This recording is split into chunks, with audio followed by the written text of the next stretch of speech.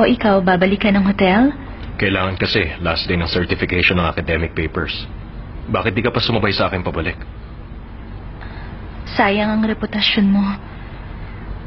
Alam mo naman sa hotel, mabilis ang balita.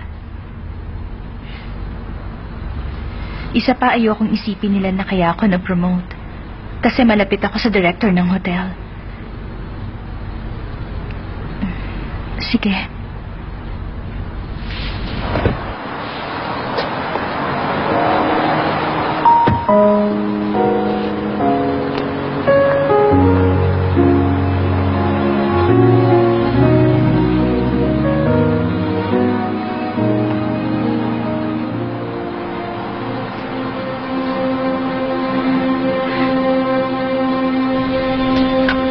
Ito na po yung sushi, ma'am.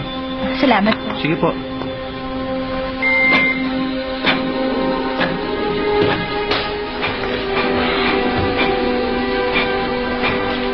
Sayang ang reputasyon mo. Alam mo naman sa hotel, mabilis ang balita.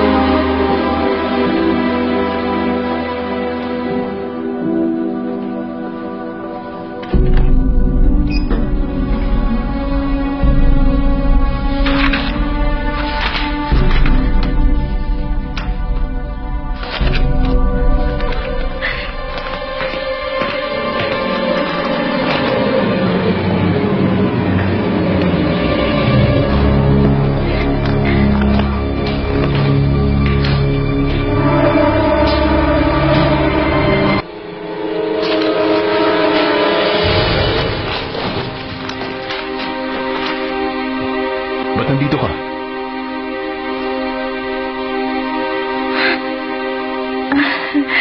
Nandyan ka pala. Sa palagay ko kasi hindi ka pa kumakain. Habang naghihintay, naglinis na lang muna ako ng desk mo. Bumili ka ng makakain mo? Naisip ko kasing baka hindi ka pa kumakain, kaya binilhan na kita. Pareho pala tayo ng iniisip. Kain na tayo? Sige.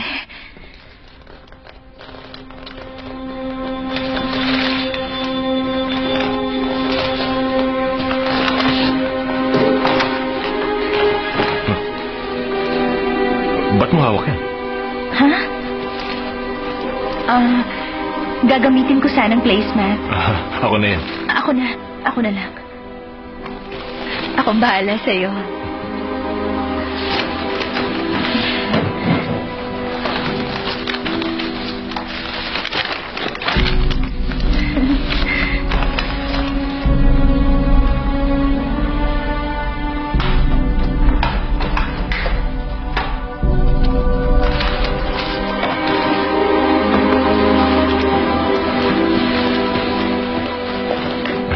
Para sa'yo.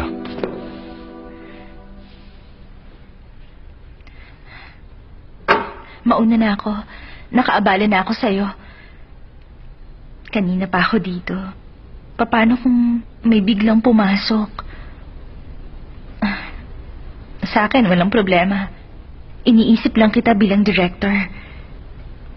Kasi hindi ako magandang impluensya sa'yo. Aalis na ako.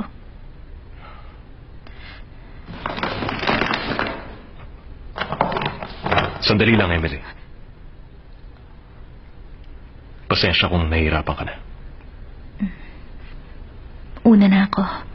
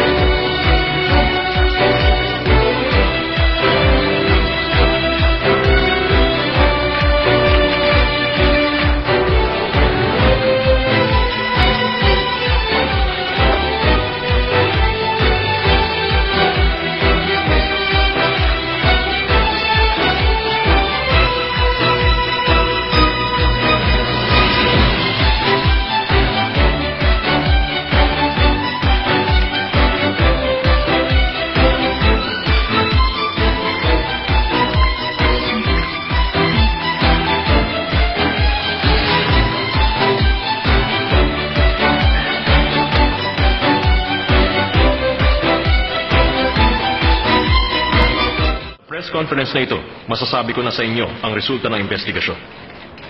Napag-alaman na sa mga empleyado ng hotel, walang ni isang disqualified. Pumasa ang lahat. Ano po ang basehan ng biglaang desisyong ito? Bigyan niyo naman po ng linaw. Dahil malamang sa balitang ang Hotel A management ay hindi mabusisi sa hiring ng kanilang staff. What? Makalusot man ang Hotel A sa gusot na ito, mas mabuti sana kung hindi na nangyari ito. Sige. Gawin mo. Maraming salamat sa pagpayag.